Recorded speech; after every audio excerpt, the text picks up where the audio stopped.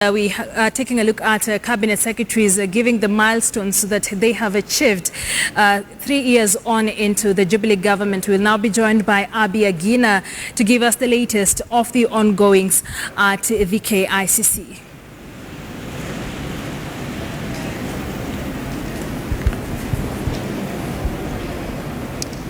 Well, many thanks there.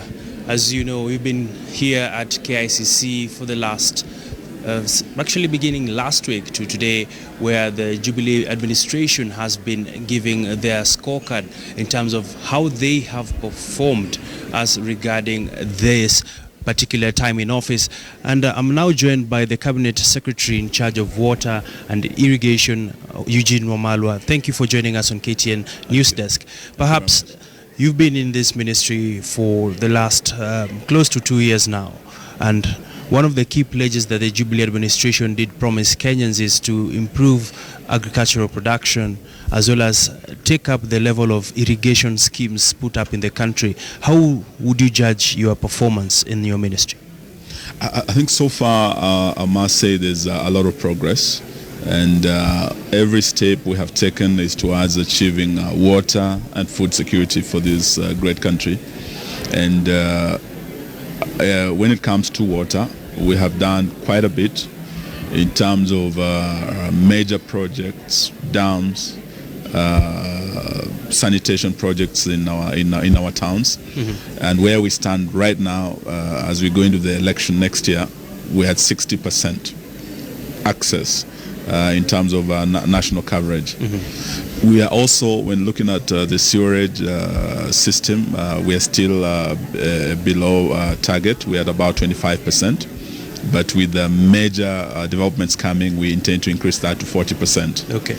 So we are confident, and we want to tell Kenyans by 2020, as we pledged in the Jubilee Manifesto, we should be on target. We intend to increase coverage up to 80%. Okay. And by 2030, we want to assure Kenyans that we'll ensure universal access as envisioned in our Vision 2030. Mm-hmm. And also the SDG goal number 6 of water and sanitation for all. Okay. For irrigation, so far we've done well. Since independence, we had only achieved about 390,000 acres.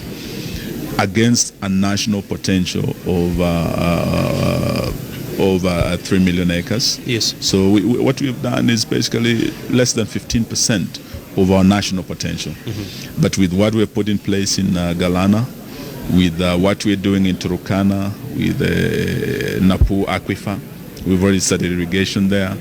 With what we are doing in Pokot, in Weiwei, and the expansion of our traditional irrigation schemes, starting with the Mwea. Mm-hmm. We're putting up Thiba Dam, which will give us an increment of about 20,000 acres. Allow me to interject, yes. Yes. Of course, a lot of Kenyans have specific attention to the Galana Kulalu Food Security Project. We've seen it seems to have had a false start. Yes. Because as we speak right now, we only did the first round of harvest. We did see funding being reduced by close to 7 billion shillings. Can you assure Kenyans that the project is still on course, or it's something that seems to be a mirage? I want to assure Kenyans that the Galana Kulalu Food Security Project, which is a Jubilee flagship project, is on course. What we did was just to adjust so that we bring more focus on the irrigation component. The initial contract of 14 billion had covered other aspects, including milling, including many issues that were not essential to irrigation. Yes. So what we said as I came in, I said there have been concerns about the amount we're putting into the model farm and whether we must do the milling ourselves as government.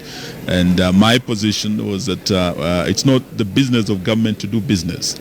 Let us do the irrigation, let us give Kenyans the model farm, and let us open up the 500,000 acres to private sector to come in. Mm-hmm. Let the private sector do the milling business, let them do the business. But for us as government, we provide the necessary infrastructure and the conducive environment for the private sector to do business. So it was only a change of approach. Okay. With the new leadership in place. It is not that maybe the project failed or it lost traction. Okay. We are on course, and we want to assure Kenyans that the second harvest is ready. Beginning next week, you will see us back in Galana, now doing the second harvest. This harvest is important because we are now focusing on the top 6 highest yielding varieties. The initial harvest was really an experiment of about 13 different varieties, yes, with different results. Some were yielding as low as 10 bags per acre, but the highest was 39 bags per acre. Mm-hmm. So I want to assure Kenyans, as far as irrigation is concerned, we are on course, and we're not just looking at Galana. We want to develop smaller Galanas across the country. Okay. Our target is that every county should not have less than 1,000 acres under irrigation. So far, 33 counties have achieved that target. We only have about 14 that are yet to achieve that, but in the current budget, the next financial year, we have identified those counties. We want to give them more capacities, and we will be able to achieve our goal. Mm-hmm. Finally, Waziri, the big question, of course, is most Kenyans, what concerns them is is actually the cost of maize flour. Yes. From this implementation of the Jubilee flagship project Galana Kulalu, what sort of impact will it have in terms of food security for Kenyans? First of all, we will achieve the dream of Kenyans right from independence.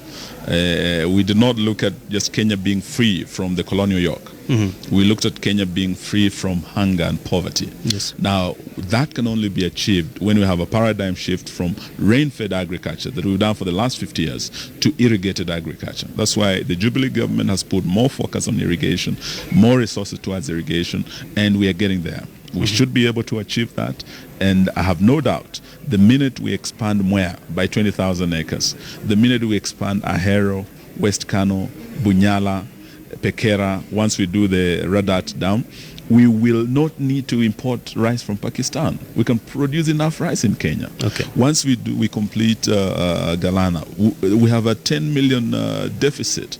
Every year we must import maize. We do not have to do that. We produce enough here. We have a deficit of over 250,000 metric tons of sugar that, whether we like it or not, we must import every year. With what we are doing now, we can be able to produce enough sugar for ourselves. What will this do?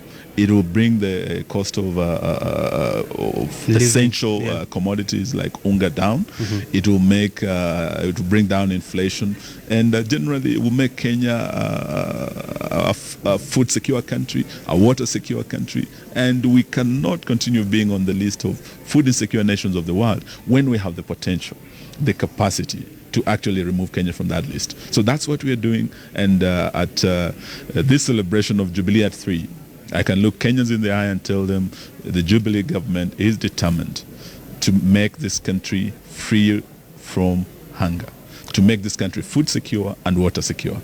Many thanks there. We've been speaking to Cabinet Secretary Eugene Wamalwa, who runs the water and irrigation docket, sounding optimistic that they will achieve a number of the projects that they have set out to do. Of course, a lot of concerns Kenyans raising regarding the Galana Food Security Project. It's actually running behind schedule, and we'll continue to train our cameras on how that pans out. Well, from my end, we hand you now back to our studios at Mombasa Road. Thank you very much, Abi Agina. Of course, speaking to Water and Irrigation Cabinet Secretary Eugene Wamalwa. He is among those cabinet secretaries who went in today giving the results or the milestones or successes of his docket